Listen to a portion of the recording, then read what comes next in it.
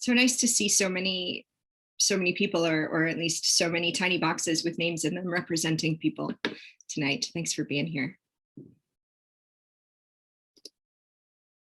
So I think we might still have a few more people that are going to come and join us, but I want to go ahead and get started. And just start by thanking all of you so much for being here. My name is Heather Bartlett. I'm a member of the English department at SUNY Cortland, where I co-direct our Visiting Writer series, Distinguished Voices in Literature, and I'm the editor of the literary magazine Hoxie Gorge Review. While the pandemic has made it so we can't gather together for these events in person, it has created some new possibilities for us, like tonight's gathering of writers. So thanks for being here. And despite our shared struggles and remote teaching and learning, Distinguished Voices in Literature has been hosting exciting events this semester, including tonight's event. And we're not done. We have one more event next month, a conversation and reading by Miriam Gerba, the author of the memoir Mean. That event will be hosted and moderated by Dr. Danica Savanik on May 4th at 6 p.m. So we hope you'll come back to join us for that. You can find out more about the series and more about all our events and all of our visiting writers at our website, which I've popped into the chat for you. And you can keep up with everything that we've got going on there. Tonight's event is a collaboration between Distinguished Voices in Literature and Hoxie Gorge Review. So I want to start by thanking the SUNY Cortland people and offices and programs that have made this event and this series and our magazine possible. President Bitterbaum and the Haynes Fund, ASC, the SUNY Cortland Campus Artists and Lecture Series, and of course the English department, with special thanks to our department administrators, Lori Foster and Stephanie Ballard, who make everything happen. And to artist Jen Lightfoot, who makes our gorgeous posters. I also want to thank the current and previous assistant editors of Hoxie Gorge Review, many of whom are here with us tonight. And of course, I need to thank my amazing and generous friends and colleagues and students, the writing community, and all of the amazing writers who have supported and contributed to Hoxie Gorge Review. Tonight, we're going to be hearing from 4 of those amazing writers, each contributors to Hoxie Gorge Review, yes, but each outstanding in their own right. So let me start by taking a moment to introduce them to you. We are joined by poet Chelsea Bunn. Chelsea is the recipient of the Rita Dove Award in Poetry and the Academy of American Poets Catalina Paez Miss McManus Prize. She's the author of the collection Forgiveness. She lives and teaches in New Mexico, and her poetry can be found in many journals, including, of course, Hoxie Gorge Review, where her poetry is featured in our first issue. We're also joined by poet Ashley M. Jones. Ashley is the author of the books Magic City Gospel, Dark Thing, and Reparations Now. She teaches at the Alabama School of Fine Arts. She co-directs Penn Birmingham, and she's the founding director of the Magic City Poetry Festival. She currently serves as the O'Neill Library's Lift Every Voice Scholar and as a guest editor for Poetry Magazine. Ashley's poems appear in issue 1 of Hoxie Gorge, along with an interview with assistant editor Stephen Salisbury. We are also joined by essayist Brooke Champagne, who was awarded the inaugural William Bradley Prize for the essay for her piece Exercises, which was published in the Normal School and listed as notable in Best American Essays. Brooke teaches in Tuscaloosa at the University of Alabama, and her essay Kingdom of Babes was featured in issue 2 of Hoxie Gorge Review. And finally, we are joined by essayist Silas Hansen. Silas directs the creative writing program at Ball State University and serves as the nonfiction editor of Waxwing. His work has appeared in Colorado Review, Slate, The Normal School, Hobart, Catapult, and many others, and his essay, Football in the Time of COVID, is featured in our latest issue of Hoxie Gorge Review. These are brief, abbreviated biographies of our authors. There's so much more to learn about these wonderful writers, and you can read more about them, the Distinguished Voices in Conversation page, which I've linked to in the chat. And of course, you can read more from them in Hoxie Gorge Review. Tonight, we're going to hear each reader give a micro reading from their own work and engage in conversation together about craft and process and writing during times of crisis and uncertainty. We are going to ask you to keep yourselves muted until the open Q&A later in the evening. We are going to leave the chat open, so if you have a question, feel free to post it there. We may not be able to get to everybody's questions tonight, but we're certainly going to do our best. You'll also see automated closed captioning at the bottom of your screen. You can keep or hide those captions using the options at the bottom of your Zoom screen. So we're going to break up conversation with readings of poetry and prose tonight, and we're going to start with poetry. So I am going to turn the floor over to, or the screen over to poet Chelsea Bunn, who is going to get us started with some poetry. Welcome, Chelsea. Hi, what's up, everyone? My name is Chelsea Bunn. I'm so happy to be here this evening. Thank you, Heather, for inviting me. And thanks to Ashley, Silas, and Brooke for being here too. I'm super excited to get to talk with you all. I'm going to read two poems. The first poem was published in Hoxie Gorge Review's first issue. It is a cento, and a cento is a poem which is completely comprised of lines pulled from other poets. And I dropped the link in the chat if anyone wanted to take a look at that for accessibility. Cento for the day we met. When God demanded light, I became light. Now no one knows those mistakes only I could make. It took that long to learn how wrong I was, throwing my body against worlds I wanted. I knew it was you the whole time. And yet, love was a room I kept walking into. Meanwhile, I'd gotten older. I'd grown. I grew too fast. I never met in me the child. But you knew this was what I wanted, an elegy to my small allotment of beauty. After stepping into the world again, you will weave your own self to the river. I can tell you the old secrets, and you say, yes, I will take you. Welcome, wild love. I should have made my way straight to you long ago. Now I am someone's muse, an oracle done hiding at last. All the mystery made of my song, a skirt of flames, shaking, singing, ringing high.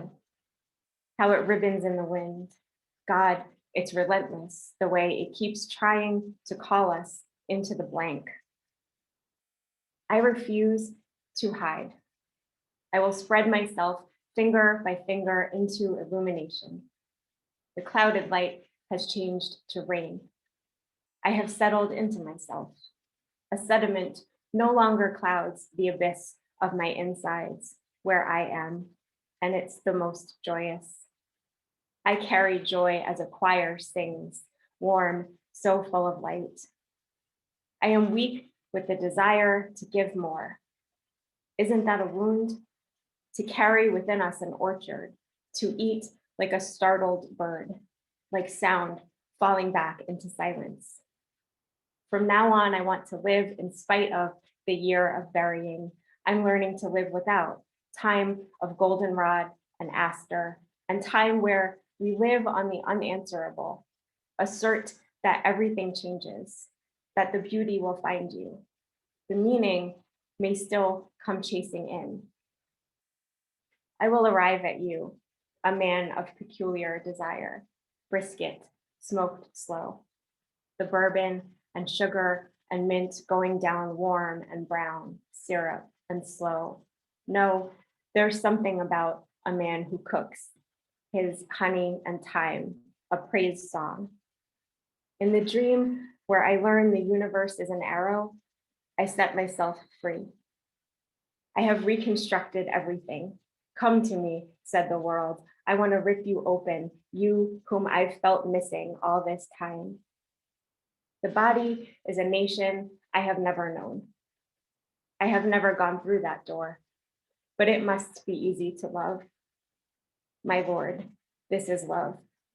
I have seen you do it now, and I'm certain I have my whole life whittled down to love an impossible song of desire that you cannot hear. I'm going to read one more poem. This next poem is new, and it's called Because I Like to Watch. And it begins with an epigraph by Andy Warhol, which reads, I never understood why when you died, you didn't just vanish. Everything should just keep going on the way it was, only you just wouldn't be there. I always thought I'd like my own tombstone to be blank, no epitaph and no name. Well, actually, I'd like it to say Figment. Because I like to watch. I tune in every day to the Warhol grave cam to visit the cemetery where Andy is buried. It's been snowing all month in Pittsburgh, and today it's cloudy, the white sky spiked with bare black trees.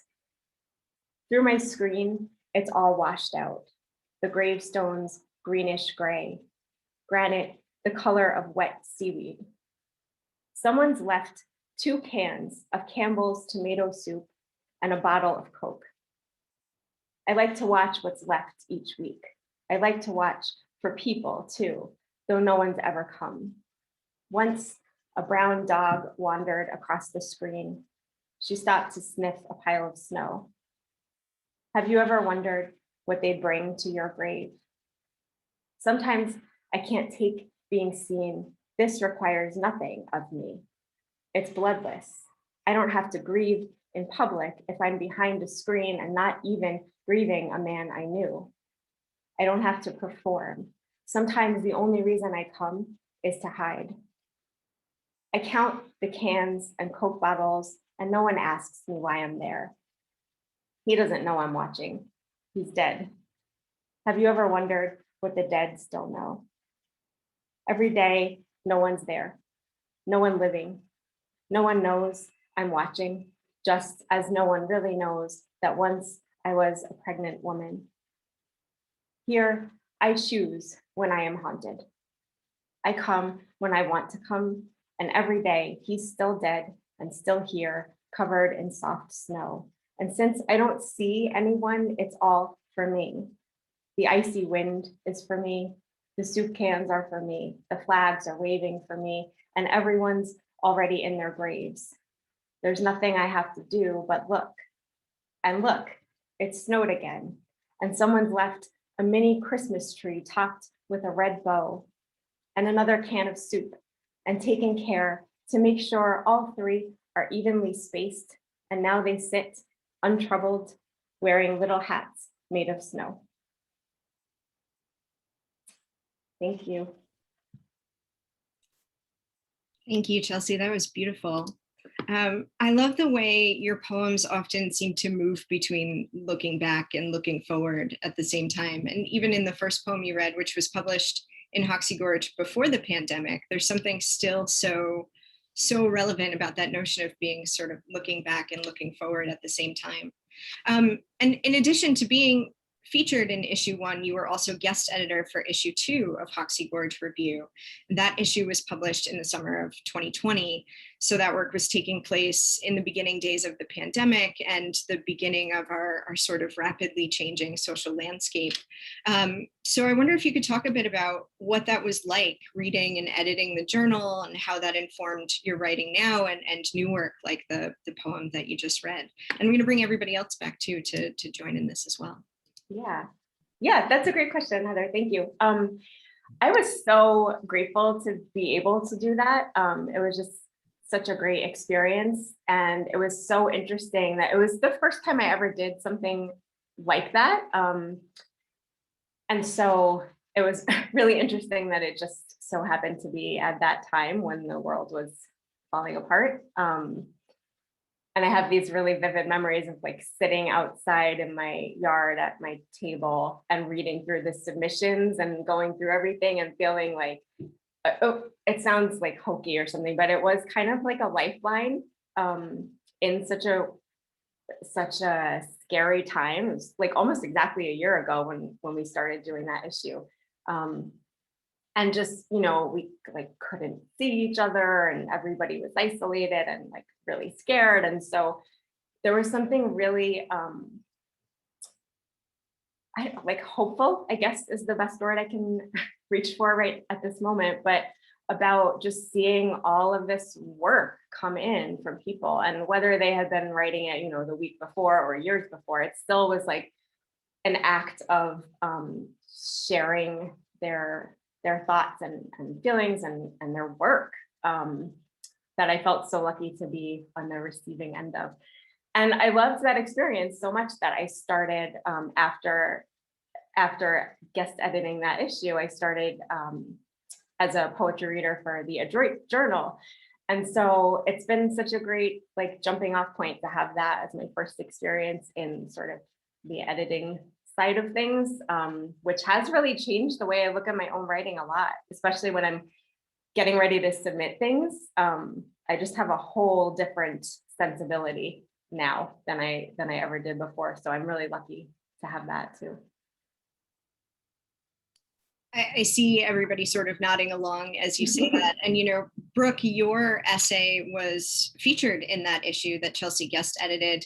And Ashley and Silas are, you know, you're also working in editing and seeing work come in during this new time. So I wonder what that's like for you in terms of your own writing, in terms of, you know, what you've seen change in the past year. For you or for the work that you're thinking about in terms of publishing or in what you're writing yourself? Yeah, sure. Sorry, I started to try to unmute myself and I accidentally just kept hitting the space bar in the chat. But I was going to say, for me, it was really similar to Chelsea's. I've been editing for about 9 years now. I think I started in graduate school. And this was a completely different experience for me the last couple of issues for Waxwing. I feel like it's been both a very normalizing experience, as Chelsea said, but then also it's been difficult to kind of like switch gears as quickly as I have in the past, both with writing and with editing and throughout the pandemic. It's been hard to kind of stay focused in one area at a time rather than kind of spreading myself too thin. So. Yeah, for me, it's been interesting. I have been editing off and on for several years, and with editing with poetry right now during the pandemic, everything that I've done with that magazine has been in the pandemic. So I've never met the other editors in real life. And my issues are in quarantine still. They haven't been released yet.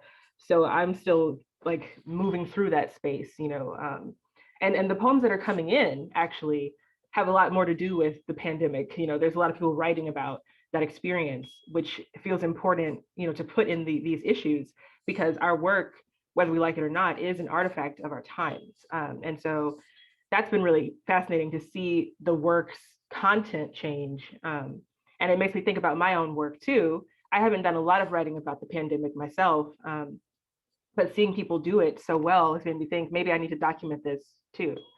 And I think editing kind of does feel like what you described in your poem, Chelsea, of the things that are left on the grave just for you. Everything is just for you.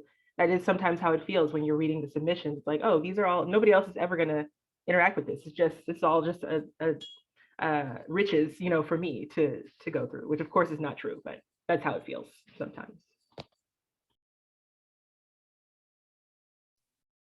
I was going to ask Chelsea, the one of the very last things you said was how you like your sort of your paradigm has shifted since you know, with editing in the pandemic. And so I was just going to ask you, like, what tips and tricks do you have? Like, how did that shift? And like, I don't know, how do you like now go forward with your own submissions, and like, what new things have come to mind based on that experience?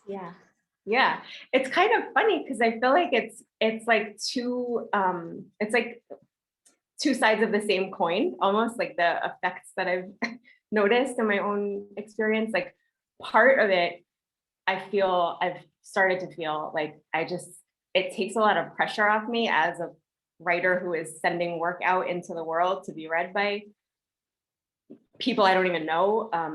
I don't know whose eyes are even on, you know, certain things. And so because I see like what goes on, you know, on that side of it, it's like people just have different opinions. They might be in a bad mood one day and like not feeling something. And like the next day they might be like, wait, I just came back to this and now I really like it. And so that makes me feel like a little bit more at ease. And it just really helped me like just release all of that when I send something out and just not worry about the outcome. Just like, if someone likes it, they like it. And if they don't, it's not a personal judgment or anything.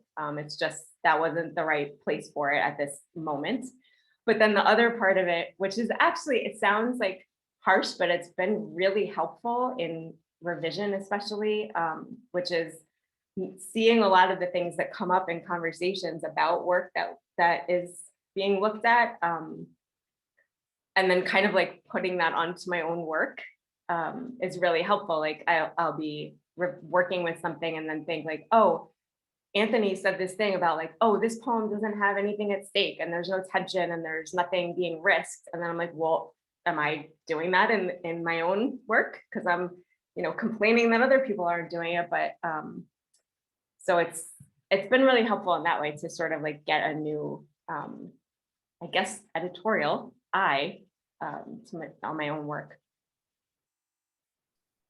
And there's something really interesting about reading new work, and also, you read such a range of work, things that are so different and approaching things in so many ways. It can't help but sort of make you think about how you approach your own work. We're going to turn it over to prose for a couple of minutes here. And I'm going to give the screen over to Brooke Champagne, who's going to read for us from an essay.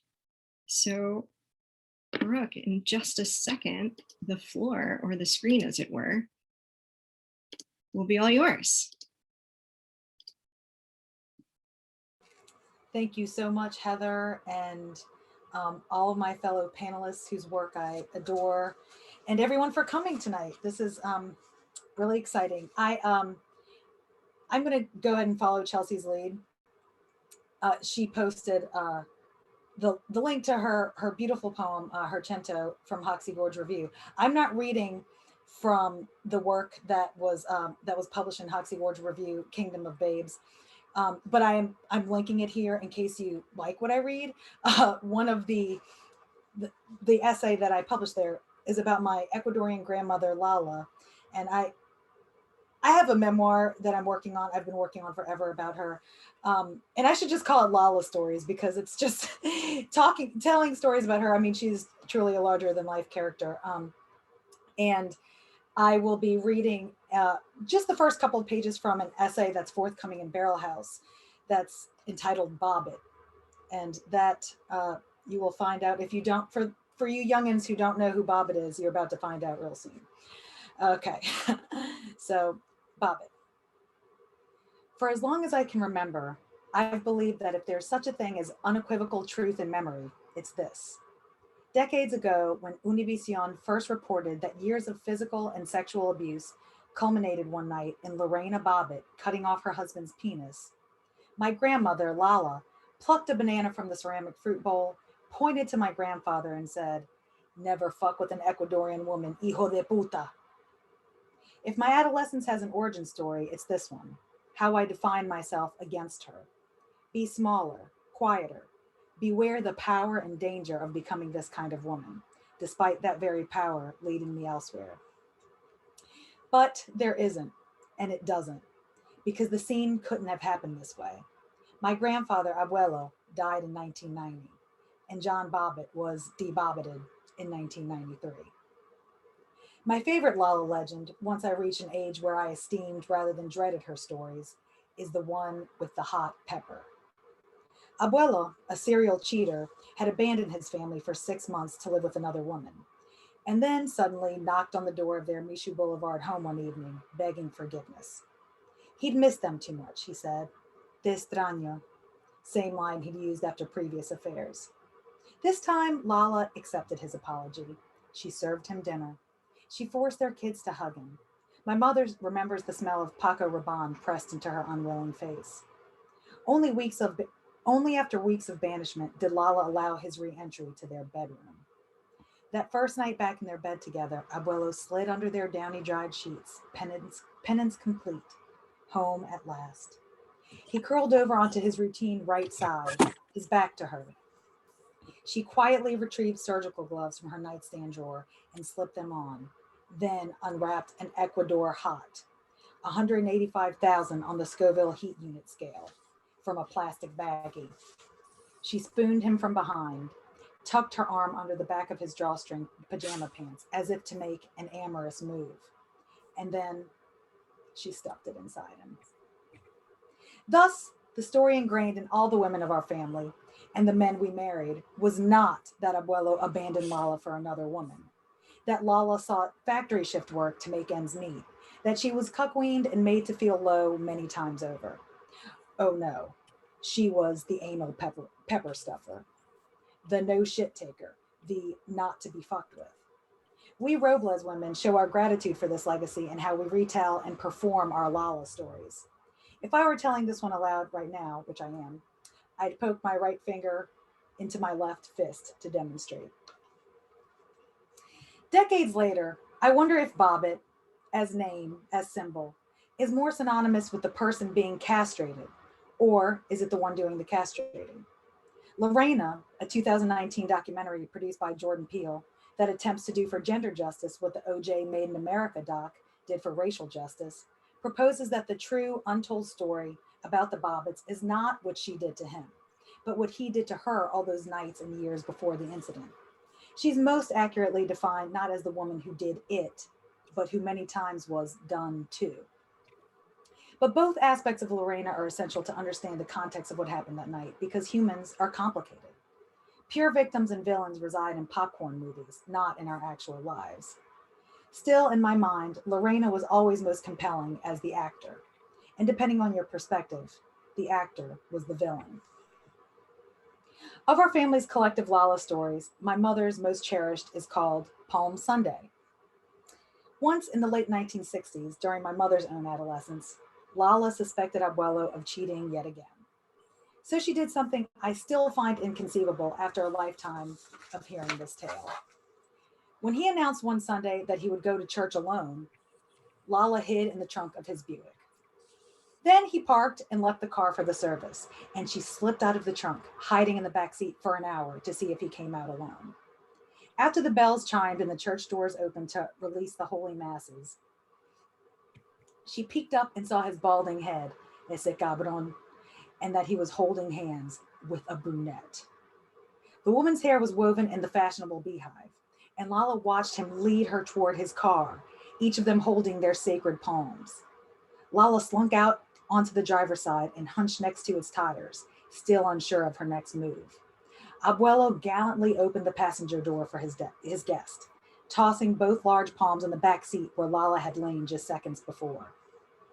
That's when Lala pulled out the palms, still smelling of chrism oil, intended to emanate the odor of sanctity, and ran over to the passenger side and began smacking them, unspooling the woman's beehive around her wrists, while the Latinas leaning over wrought iron balconies on Elysian fields egged her on. Dale, dale, mujer, buen hecho.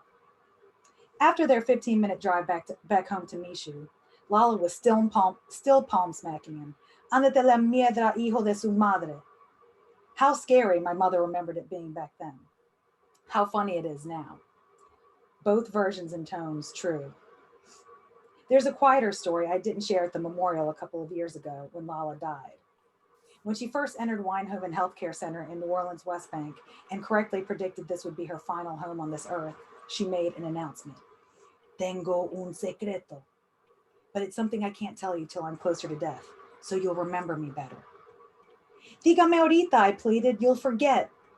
Like many of my people, I covet secrets, and once granted access, must dispense them widely, my heart bursting. But we both forgot. I became preoccupied with the birth of my daughter, and in those last years, Lala poked her memories embers in solitude.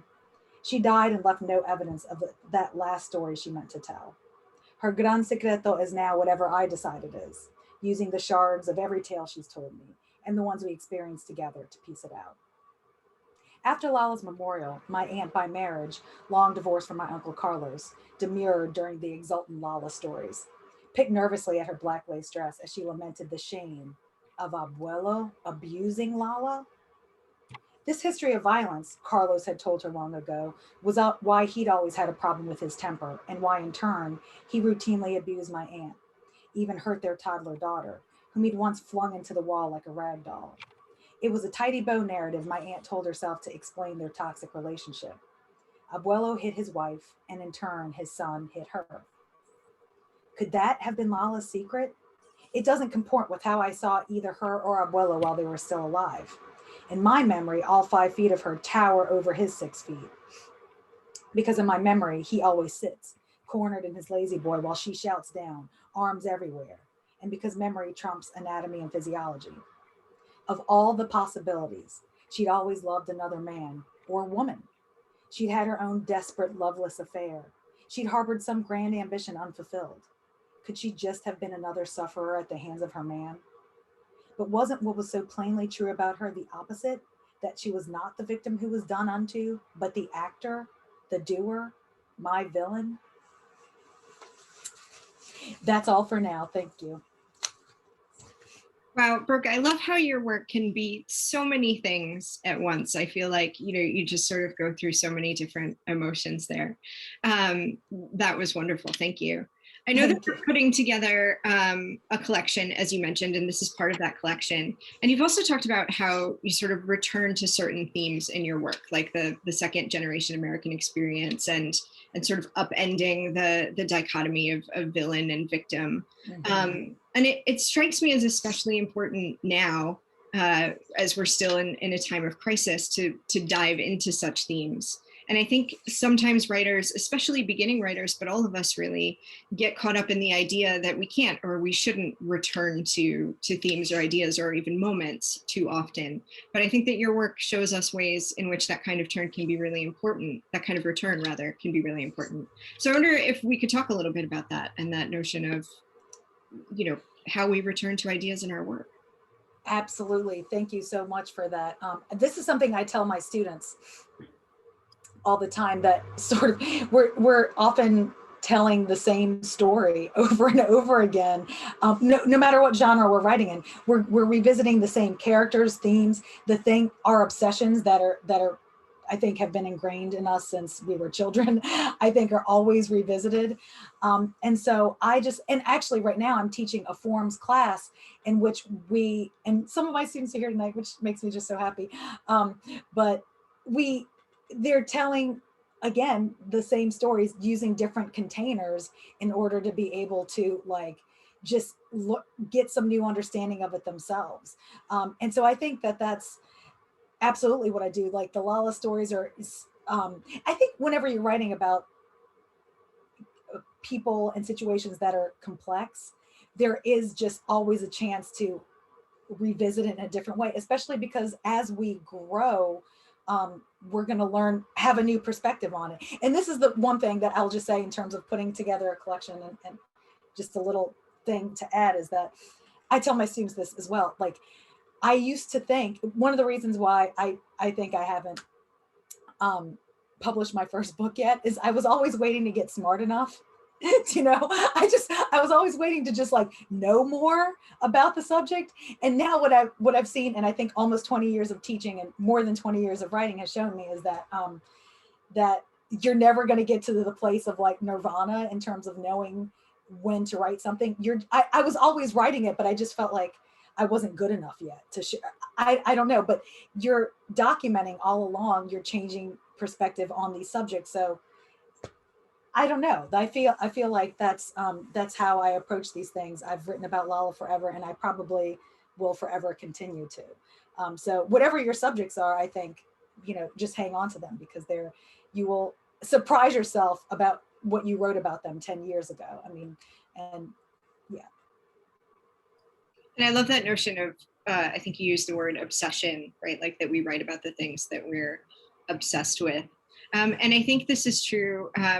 Silas, you also write creative nonfiction, but even in poetry, Chelsea and Ashley, I think we're constantly fighting back against the fear that you're writing the same poem over and over again. But we don't really take the time to talk about, what benefit can come from returning to ideas and returning to moments in our work.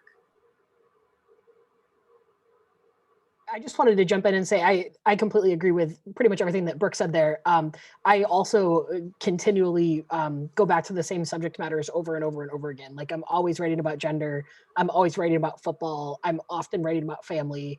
And so like those things, they always come back up. And for me, one of the best things that I did for my own writing was just accept that. And I've started to kind of accept that gender is the lens through which I'm going to view almost everything. And so even if the essay isn't really about gender, it always comes up. It's always kind of coloring the way that I'm looking at it. And I think that that's probably true for most people in their obsessions. Like for Brooke, it might not be that every essay is about her grandmother, but it might be that like everything is informed by that relationship. That's like that really big part of who you are. So, I don't know that I said anything insightful there, but I just No, thought you did. that. You did, Silas. I so much so that I was inspired to say this thing after you. I think that we're always carrying all those things that make us, just in our regular lives, even though those of us who write are maybe more willing to say how obsessive we are. I think everybody who's alive is obsessed with things, we can't help it. And so, yeah, we do return to the same themes on the page. I love that you said, Silas, that the lens that you view everything through is gender, but everything that you write is not exactly about that. Like, I think that's definitely true for me. The lens through which I see things are the South, Blackness, womanness, but not everything I write is, about that. And I definitely am totally okay with that because I am so obsessive. There's always something new to learn, that I can learn selfishly from writing, these things over and over again. And also, I love the idea of seeing the progression too. I've written about these same, 5 frustrating men for a long time now, but I'm learning new things, as I move through even more frustrating men. There's more to learn. I've been Black my whole life. I've been writing about that for a while, and there's always something new to talk about through that. And I don't think that readers are reading our stuff saying, this is the same thing I read before. Like, I just don't think that's happening. They're like, oh, a new, piece, a new thing, to add to what I've already read.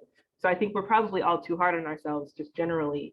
And Brooke, when that book is out, like, I'm ready. I'm ready for the film adaptation. Like, I'm ready. Me too. And I also wish I could go back in time and make it so that your grandma and my grandma could be best friends, because I think they'd get along. And have a conversation in the Golden Girls kitchen. Oh yeah. And it's great because my grandmother never learned to speak English, so she would just make it work. My grandma's from Central New York, and so whether a lot of the sayings that she says, I'm not sure that she speaks English either. So. That's really great to hear about. I think I like the idea of embracing our obsessions as writers. So I don't have a good transition for that, except that lends us to talking about and hearing some more poetry, because poets are obsessive. But let's turn it over to some poetry and hear from Ashley Jones, who's going to read some poetry for us. Ashley, the screen is almost yours. All right. Well, I too will leave something in the chat.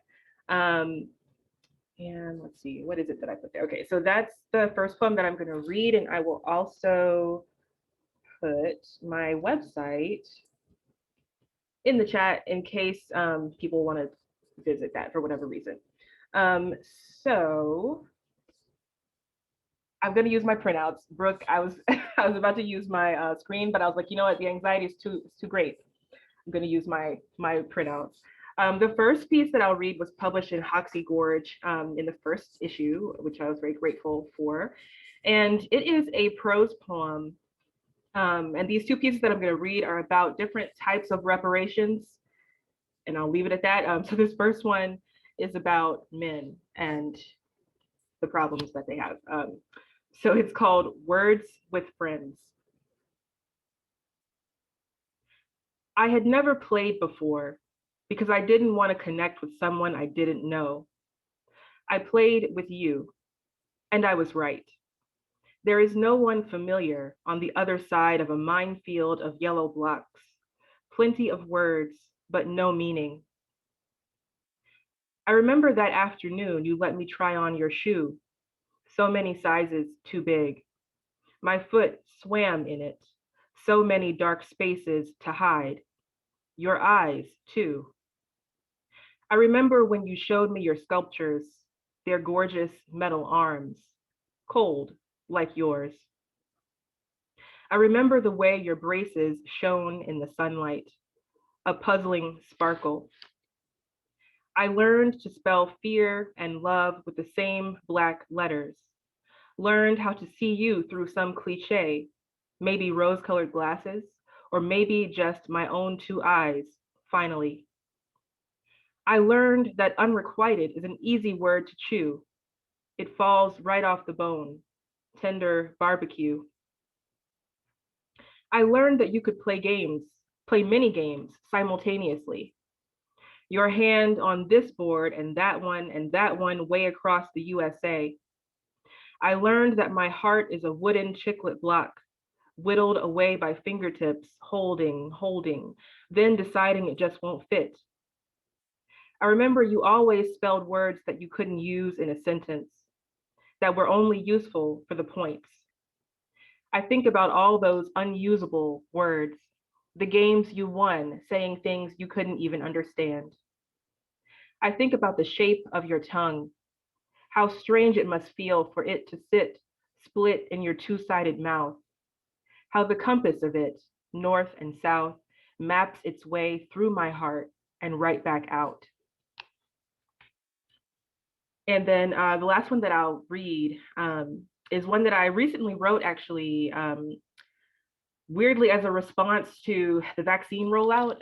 Like, I knew, of course, as an American, that there would be some discrepancies in how the vaccine was rolled out. And I certainly knew that there would be some racial discrepancies about it. And when the vaccine first started rolling out, I saw in front of me that, yeah, that's correct, Haley Jones, that's the correct address.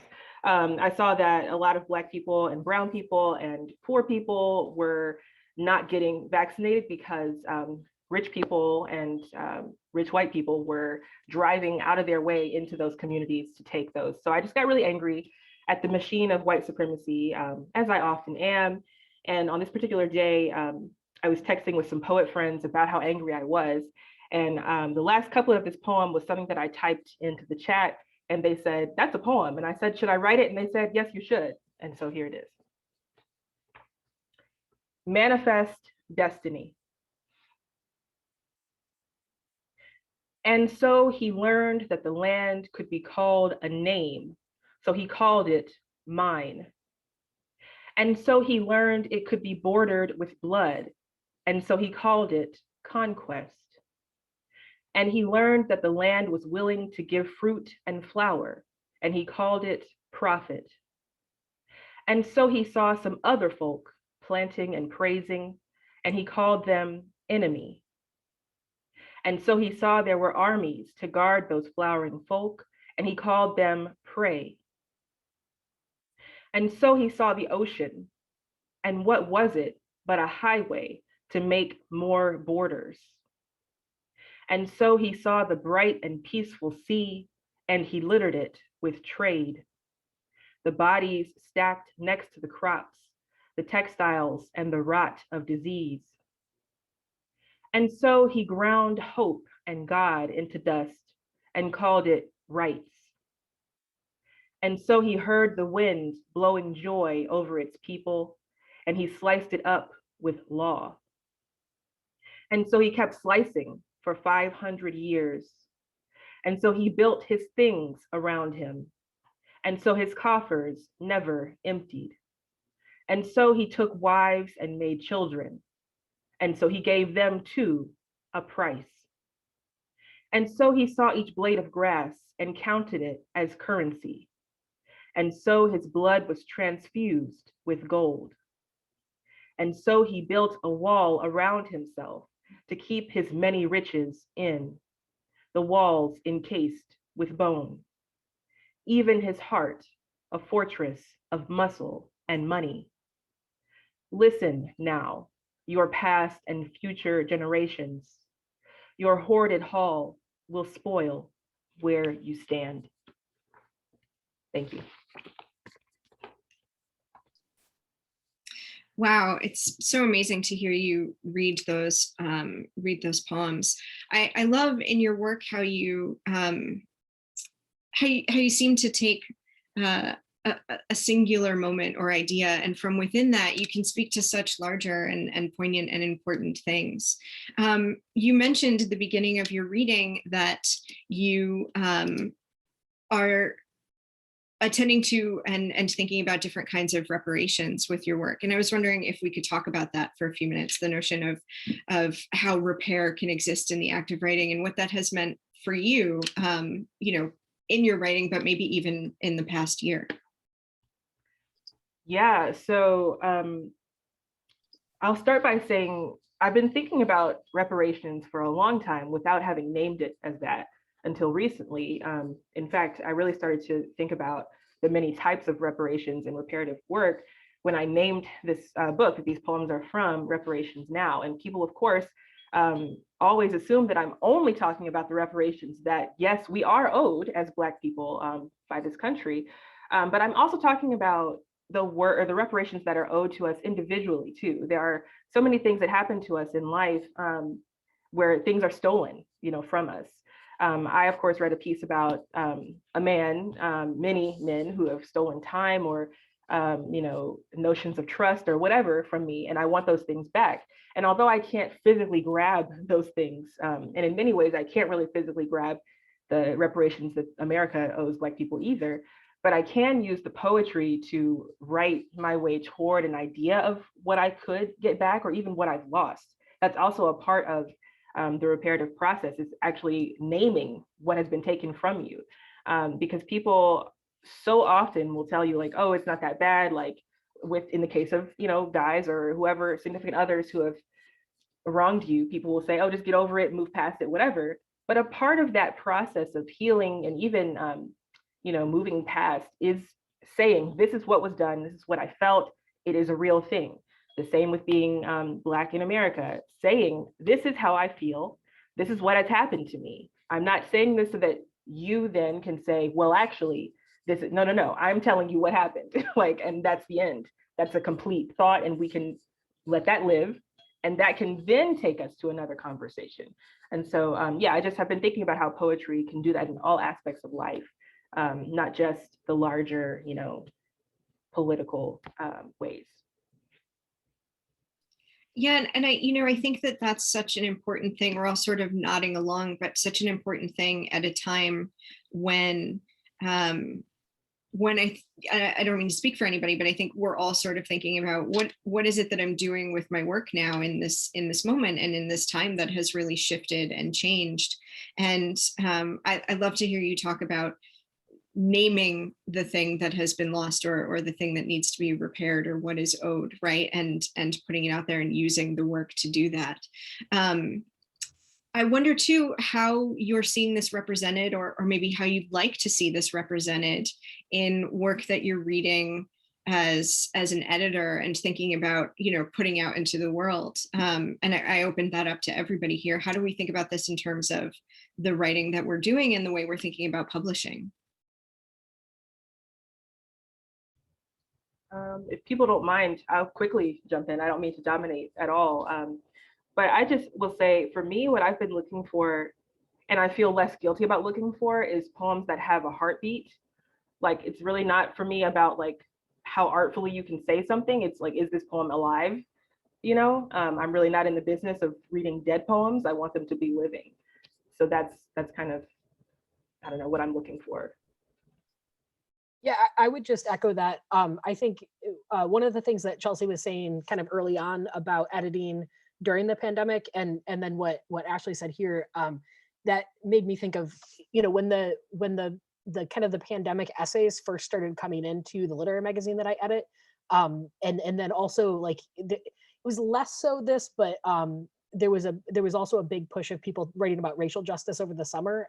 But I think that there's such a big racial gap in terms of who was submitting to the literary magazines that there was a little bit less of that than like kind of the pandemic reactions. But I was really struck by kind of the difference between the essays that were trying to say something and say something important and deal with important issues, and then the ones that were kind of just saying something in a pretty way. And like there's times in my life when I like things that are just artful, but it like in the past year or so, I've become much less patient with things that are only artful. So I would just agree with that. So. Yeah, me too. I think you guys both have such great points. I totally agree with that. And I liked hearing you put it in that phrase, Ashley. It's like, if it has a heartbeat, I always like my keyword that I always go to is like, where's the heat in the poem? And like, if it doesn't have that, like, what's the hot spot? And if it doesn't have that, it is essentially dead in a way. And I love that you said, I'm not in the business of reading dead poems. It's true. And I think like the craft stuff, like you can learn that. You can, and not anybody, I guess, but most of us can learn techniques and learn craft elements and like get decent at that and like learn how to use all that stuff. But the heart of something, like making something come through with your real, unique and alive voice, like you can't fake that. You can't put any kind of adornment on that to like dress it up and say like, oh, now this is a real person with a heartbeat talking to you. And so that's almost like, yeah, more important than all of the craft stuff you can layer on top of that. I think that's why I'm just thinking of like maybe students who are in attendance here right now, just I know that when I was young, I was sort of scared to be writing, even though I was writing and I wanted to write, because I just, again, like I mentioned earlier, like I was scared that it wasn't my place yet. Like it's not my time. I don't know enough to say it. But really, I mean, in our youth is when we're feeling, and by youth, I include 20s because I'm super old now, but like, you know, that's when the heart, I just can't help but you're just so alive and like are getting these ideas down for maybe the first time. So like the thing that you just said, Chelsea, like not being, you know, you can't fake it, like get it down there and do it, because that's where it is. And all of this stuff with craft, it's really, I got an MFA, and honestly, like, did I need it? I don't, it's one thing that it did is secure me a husband. That sounds really bad. That's where I met my husband in my MFA program, but that's whatever, neither here nor there. But a teaching job, that's what I want to do. But the craft thing came, I didn't learn craft in MFA. It came years and years of really deciding what my voice was going to be. So all of that to say is just that I think continuing to do it is the most important thing. I think that gets back to, I'm not sure. No, yeah, you know, I think sort of listening to all of you and putting this all together, and that the voice and the heat and the heartbeat, I don't know, I think that is craft, and that's the most important part of the craft, like Ashley was saying and demonstrating with those powerful poems. Look what happens when you allow yourself to, you know, to say the thing that you want to say and to put yourself into the work instead of getting caught up in you know, how do I, my students and I have been talking about, how do I sound poetic, or how do I push back against that, and how does that get in our way? And I really love hearing from all of you and hearing these works and seeing the ways in which you don't let that get in the way and let the heartbeat of the work come through. It's really moving and really beautiful. We're gonna return to prose one more time with a reading by Silas Hansen. So let us give the floor to Silas. Hey everybody, I'm gonna warn you, there is almost certainly gonna be a disembodied cat head walking past my screen here in a second, because every time I start talking, my cat decides that he needs to be on my lap. So like everybody else, I'm going to drop a couple of links in the chat. There is a link to my essay that was in the last issue of Hoxie Gorge Review. I'm not reading that one, but I thought I would put it in there. There's also a link to the essay that I am going to read. And then I also linked my website and my Twitter profile, which is probably where I'm most active. So this essay that I'm going to read is an older one that I wrote. It's called On Visibility.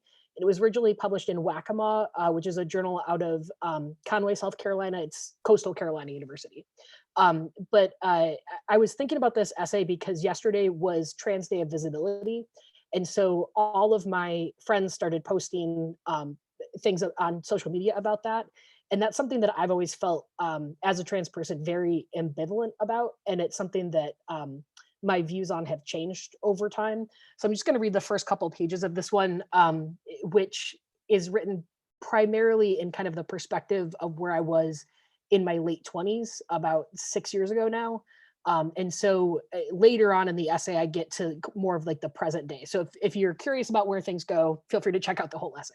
But I think that's all the stuff I need to say to begin.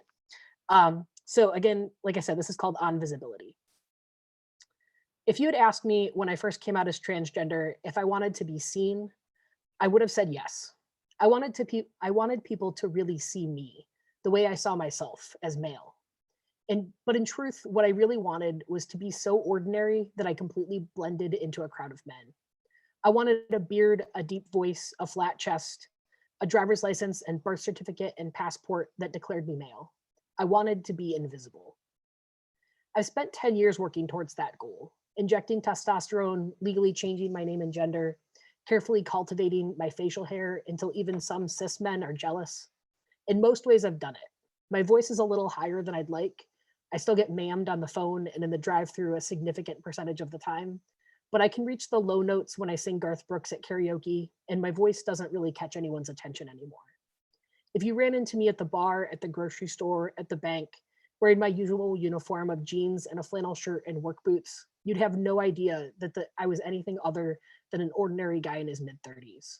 And that's exactly what I want, what I've always wanted, isn't it? When I first started my transition, I was 24 and about to begin my second year of graduate school. Everyone I interacted with on a daily basis, my friends, my classmates, my professors, my students, even the baristas at my favorite coffee shop and the bartenders at the dive bar where we sang karaoke every Tuesday night, all knew me both before and after the transition. For a city with nearly 1 million people, Columbus, Ohio could feel incredibly small. Even if I didn't address it directly with them. So for example, I didn't explain to Karen, the bartender, why I suddenly had facial hair. Everyone knew who I was, that I was male, but also that I wasn't quite that simple. I didn't have and therefore didn't have to make a choice. Then a couple months after I turned 27, I moved to a new city for a new job at a new university. While most of my colleagues know, having read my CV and listened to me talk about my writing during my campus visit, I don't think I've been in a situation where I felt like I had to tell anyone since my first week in town, when I met the other new faculty members and they asked, "So what do you write about?" I had to decide pretty quickly who needed to know and who didn't, and who I wanted to know. I decided not very many. Although Muncie, where I now live, is much smaller than Columbus, there's a much bigger divide between my friends who know and my friends who don't. It's much easier to remain invisible. I wanted to know what that would feel like. I essentially live two lives here. The first is the guy who writes personal essays about gender and who, if prompted, tells his colleagues what he writes about. That's who I am in faculty meetings, in classrooms, at writers' conferences. I'm visible, a trans writer that other trans writers can find and see and talk to. But then there's my second life, where the most out of the ordinary thing about me is that I use the phrase "to be," as in this needs to be cleaned, instead of this needs cleaned, the favored sentence construction among Muncie natives. That's the guy who watches football on Sunday afternoons and plays bar trivia on Tuesday nights and grades essays on Saturdays at the coffee shop. In this second life, I question everything I post on Facebook and Twitter because I'm friends with the other trivia night regulars and the guys who talk to me about football at the bar. I'm always afraid they'll figure it out. I'm careful to change the details when I talk about my childhood.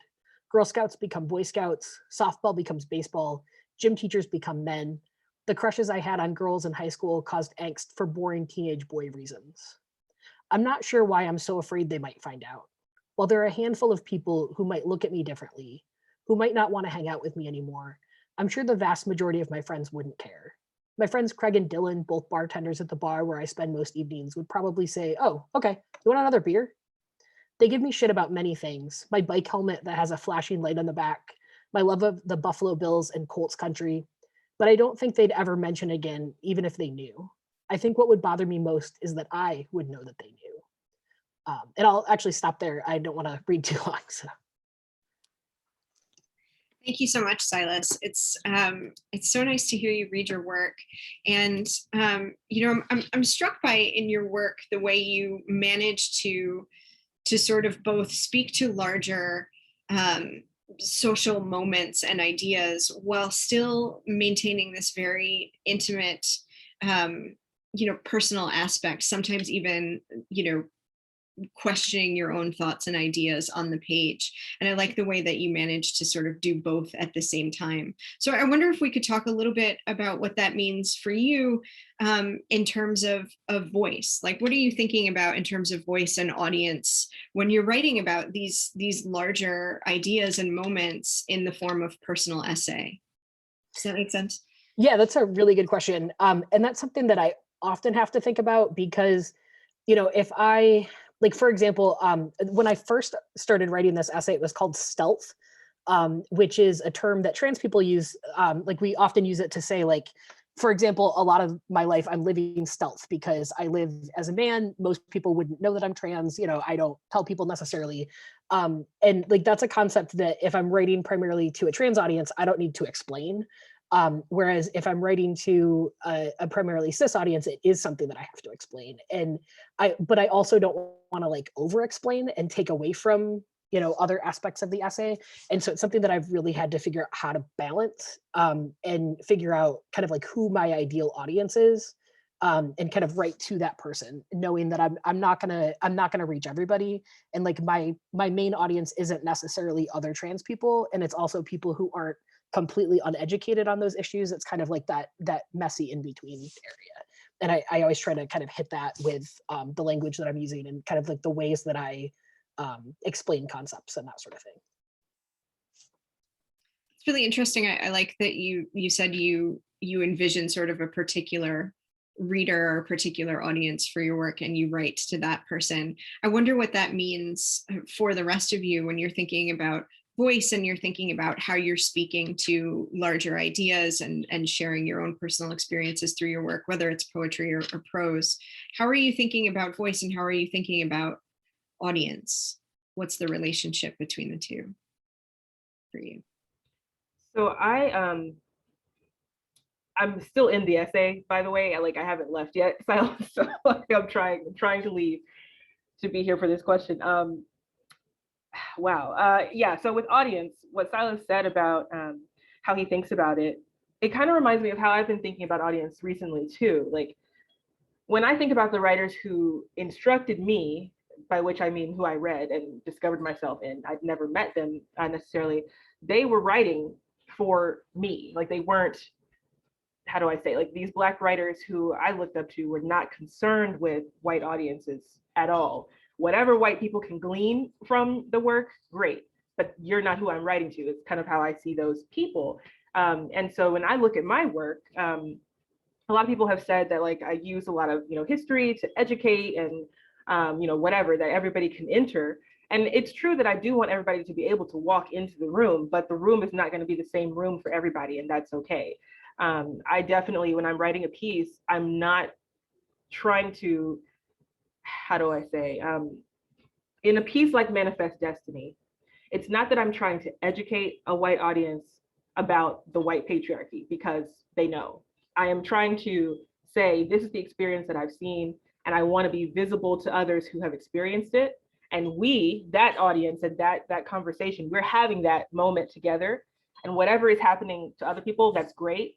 But I just want those people to know, I see you, you see me, we're here together.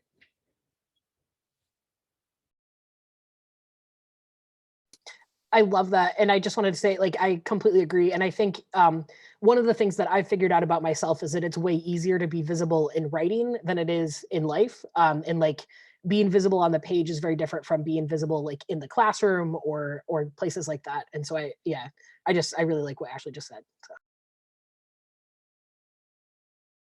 Yeah, I love what you both just said. I think it was really great to hear that. And I loved your essay, Silas. I want to read the rest of it. But that thing about voice too, I was noticing while you were reading, Silas, well, and everyone else, but that's fresh in my mind now, that there's that thing that I try to always say to my students about specificity. And like, you had those great moments where you had a detail like I can hit the low notes in a Garth Brooks karaoke song. And like, that's so specific and particular, but those are the moments that because of your voice in that moment, that I relate to, even though I've never done Garth Brooks karaoke, but it's like, it brings you in as a reader. And I feel like there's maybe something in that about voice, I don't know. But yeah, I wanted to say, I loved what you both said. Yes, just picking up on sort of like an amalgamation of what everyone said, which is brilliant. And I'm just like, I feel like grateful to be here. But thinking about audience and voice, I started thinking about my very first creative writing workshop and I was, I think, 18 years old, and I was in a small Southern town, small Southern school, and all of my teachers, and by the way, this is what I say, I love white males. I married one. But I mean, the faculty was all white male. And my first poetry teacher was one of these like conservative, not politically conservative, but just like everything else, like, just like stodgy, very Southern Louisiana writer. And I wrote to him. I couldn't write from my voice because I was like, so I had to clean up, I'm like West Bank, New Orleans, like, get them ready. And like, I was writing these poems about like, cane fields and stuff that just weren't me. And so I think that's something that, and by the way, from maybe you could tell, my writing is very much informed by Lala, so it's irreverent. And I tell my students that you don't have to irreverent yourself for me. Like, figure out who your audience is. Right now, I'm your audience because I'm your workshop teacher. I'm part of your audience. But like, who are the people that you want? Like, you really have to imagine your readers and who they're going to be. And by the way, I would also suggest reading A Stranger's Journey. David Mura is great for sort of getting out of this idea, this imagined, or Toni Morrison's Playing in the Dark, getting out of the idea that your audience is the white male, basically, because it's not. There's think about who the people who want to read you. And that is, your voice will be informed by the people who want to listen to you anyway. And so this is not to like disparage, again, white males or that professor who was very sweet, but he's not my audience. He would be scared as shit by Lala and he would run away, which is fine.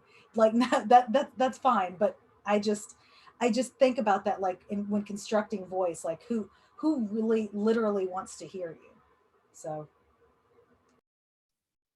I think that's so important, and I think relates back to also what we were talking about in response to Ashley's poetry, right? The notion of sort of saying what you need to say and being yourself on the page. And I think, one of the questions I was going to ask to sort of open up a more broad Q&A here was like, what do you think our responsibility is as writers during a time like this that's changing, and we're sort of in the middle of so many different types of crisis. But I think you're already sort of starting to answer it when you're thinking about who is your reader, and more importantly, pointing out that your reader does not have to be the straight white male that you assume it's going to be. And maybe that's part of how we maybe that's part of the responsibility that we need to be thinking about or taking on as writers, is thinking about our broader audience and who it is that we really want to reach. I don't know if that makes sense, or if you want to talk more about that.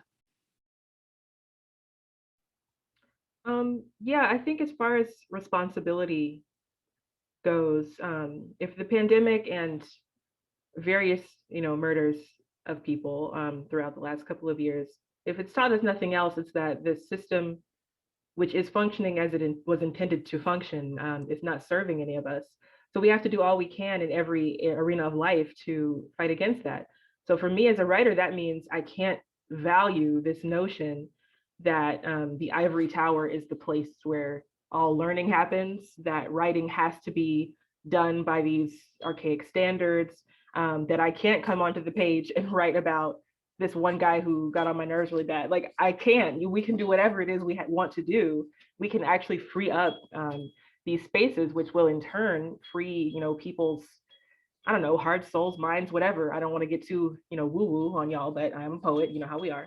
We're very, but I think that's our greatest responsibility, is to stop, privileging this system, which actually is hurting everybody, even white males. I know we always, as Brooke was saying, we're quick to jump on white males, but really it's whiteness and the white patriarchy that's hurting us all. And that can, like I said, come all the way down to the way that we teach writing, what we teach, and what we allow ourselves to write as well. And I think there's also something to be said to sort of expand on that about the possibilities that we create when we imagine a new audience, right? Everyone who pushes back against that, everybody who imagines a real audience, creates the space for someone else to do that too. Thank you all so much. These conversations have been so fruitful and insightful, and this sort of lightning round of reading and talking has been really fantastic. We do have about 15 minutes for some Q&A, and I imagine that some of the audience might have some questions. So we're going to use the chat and the hand raise feature for this. So you can post a question in the chat, or you can raise a hand if you want to unmute yourself and ask your question. But if anybody in the audience has a question that they'd like to ask, we've got the time now.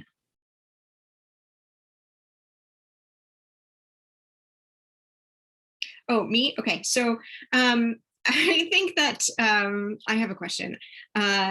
I think that this is sort of an extension of what we were talking about before, but this is such an interesting time for literature. Things are shifting and changing as our world is shifting and changing, in some ways fast, and in some ways still far too slow. But I wonder what you all, as writers and as editors and as teachers, we're all teachers here, what kind of change do you hope to see for the literary landscape come out of this time? What kinds of possibilities exist now, or do you hope the space will open for moving forward?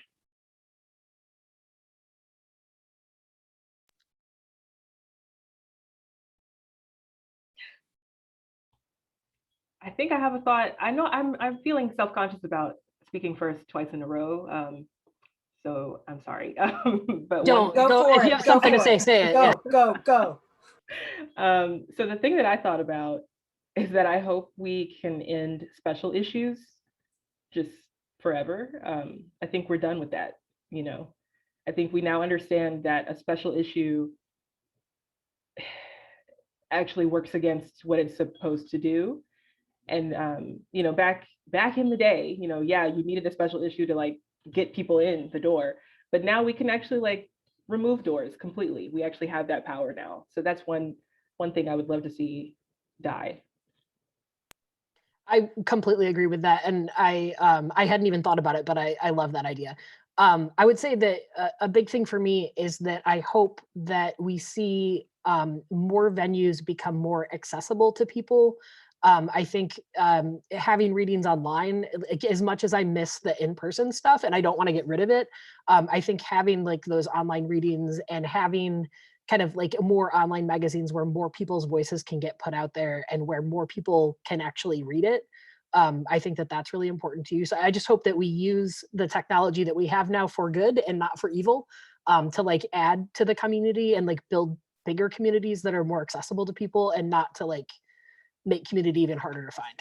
So I love that. I love that about accessibility. And I think we like as a society had to like adapt really quickly in this past year. And it's like showing me that, oh, we could have just been doing this and everything's, I mean, yeah, we miss being around real people and real life, but we're able to still make things happen in an alternate way. And so I hope like that kind of innovation and like just other ways of doing things will continue. And like, I think also with accessibility, I want to say, I hope that transparency is something that can be, I don't know, I would like that to happen, like in the industry, I guess. I just feel like it's so, there's like these institutional systems that are in place, and like a lot of people don't feel like they know their way in through that, or like they even know what goes on behind closed doors. And it seems like such a weird thing to say about poetry or creative nonfiction or fiction or just any kind of literature, but it is a real thing, and there's like money behind it and all kinds of business dealings. And I think it would be really great if there could be, and I know that a lot of institutions and publications are working toward more of that, and people who get, award grants and things like that, but it still feels kind of like it still needs to turn a little bit more. So that would be something I would like to see. I'd like more people of color to be at the centers of power in publishing. I mean, I think that it's certainly better than I think it's better than it's been. I don't know the numbers. Maybe a Vita count for people of color, by the way, something like that. Like I feel like and this goes to what you're saying, Chelsea, which is more transparency and more who is not just who's getting published, because that's important, but who is actually making the decision. And I think that there needs to be more of a space for women, people of color, in that. And I think, I don't know, I think at least maybe the goodwill is moving that way. So that's something. I don't know.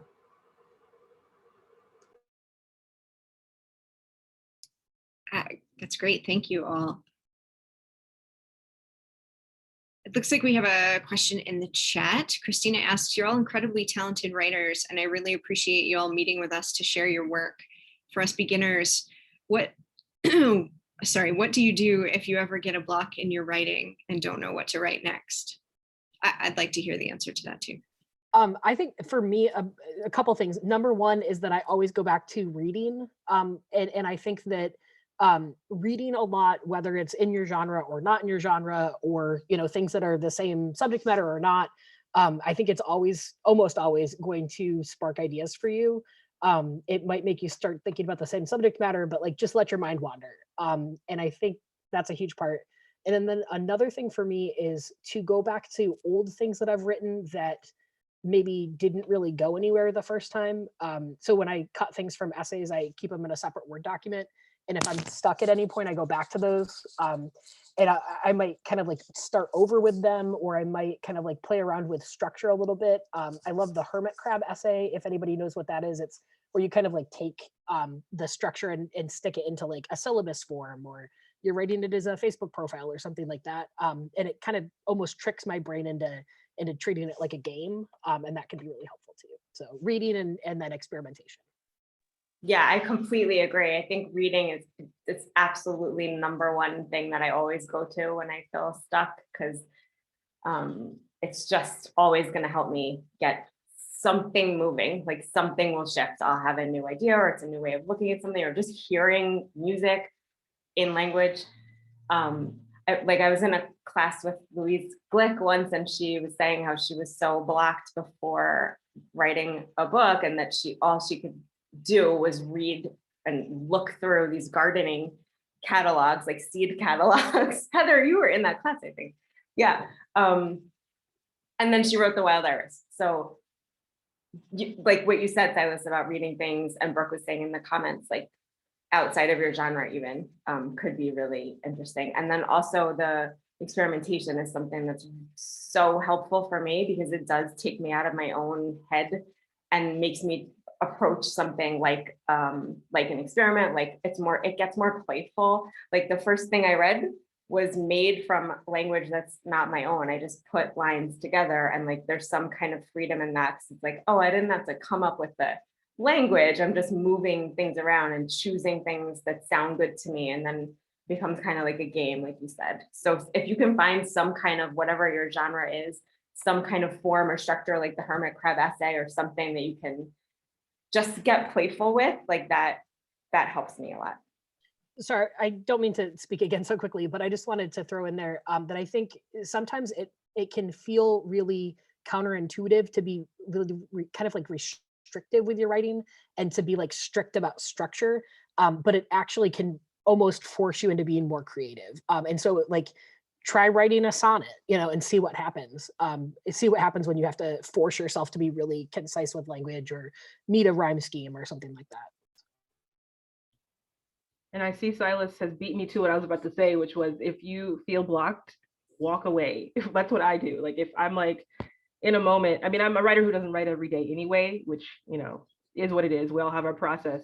But if I'm feeling like I really can't do it, I'm like, well, then I just can't do it right now. Now, I know some of you are in school, so you have to find a way to walk around that for the deadline, but it is okay to just like remove yourself and do something non-literary. Reading is super important, but sometimes I just want to like turn on Family Matters or some, well, maybe y'all know what that is. There maybe are some young people, younger than me, people here.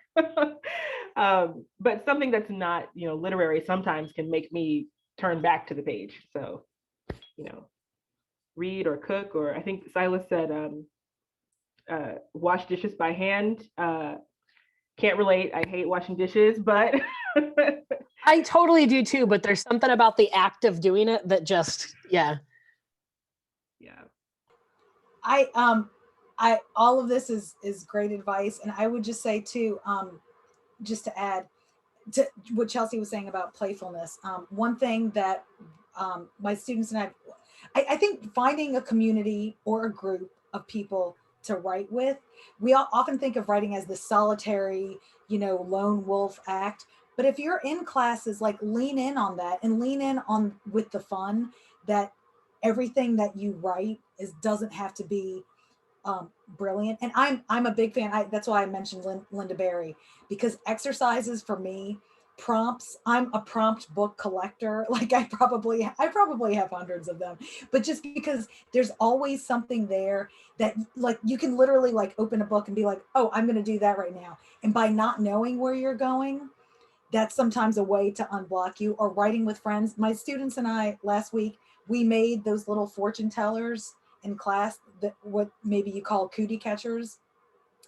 When you were a kid, we made those in class, wrote writing prompts on them, and then kind of did them in small groups through Zoom with each other. And like what came out of that was just like love. It was just fun. And we're just doing something that might turn into something. It might not. It might turn into something years from now. But the idea is just to keep the joyfulness and not the sort of pressure of like must perform, must achieve, that robotic thing. Like if you're just kind of in the moment, sometimes often with other people, that will be that to me is fulfilling. So yeah, that's great. I love that. I love that writing exercise. I think maybe I'm going to steal it, and I'm probably not the only one of making the what did you call them? I can't remember what we called them. There were cootie catchers when I was a kid. The little, I have one on my shelf right now. I'm pretty sure that in Central New York we called them fortune tellers or something like that. Yeah. Tellers. Yeah. Yes. We're making. I was gonna say I didn't hear cootie catchers until I moved to the Midwest, and then people called it that. Yeah, we call them cootie catchers too. That's helpful. And I think we made them while watching Family Matters. So Ashley, I'm totally with you. That was one of my. Yes. Mm-hmm, mm-hmm. My age group, we did it while watching the OC. Oh, yeah, very nice. We have another question in the chat from Reagan. I really enjoyed the conversation around heartbeat and heat in poetry. And as someone who writes poetry, I was wondering if you had any advice on maintaining or finding that as a student. So finding the heartbeat in your work or the heat. Great question, Reagan. I think for me, I don't always come to the page with that. Sometimes I do. Sometimes I have a thing that's like bothering me, like in the full sense of the word. It's like in my mind and doing something in my mind, and I know it's like troubling me. Could be in a good way, but sometimes I don't, and I have to ask myself like. I always want there to be something that has been risked in what I'm writing.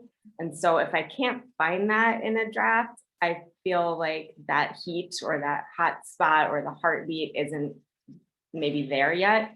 So then I have to like ask myself a bunch of questions, and sometimes just free writing is helpful for me with that. Just not worrying about, like, I write poetry, so I compose in lines, but so not worrying about that and just writing down, like, what am I thinking? What do I want to say about this? Or what's scary about this? Or what, like, if I ask questions that are a little bit geared toward the like the tension in whatever the subject is, I think that helps me find my way in. And sometimes it'll like strike a chord where I'm like, oh, that's a thing I'm uncomfortable with. And so that's how I kind of know that might be the direction I need to walk in.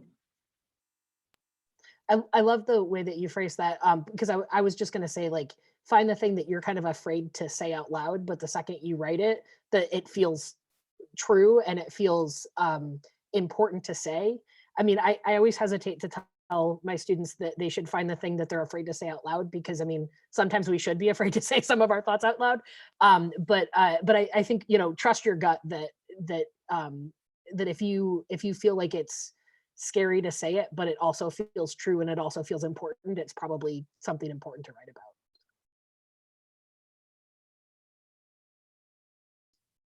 There's also some great responses to that in the chat as well. We are coming up on the end of our time here, so I wanted to just take a moment and thank everybody for being here, and thank especially Silas and Brooke and Chelsea and Ashley. This was so wonderful. Thank you so much for joining us to share your work and to talk a bit about writing with us. It was really a treat. It was amazing. I'm going to be floating with all of your words for the rest of the night, and I'm sure that everyone else will be too.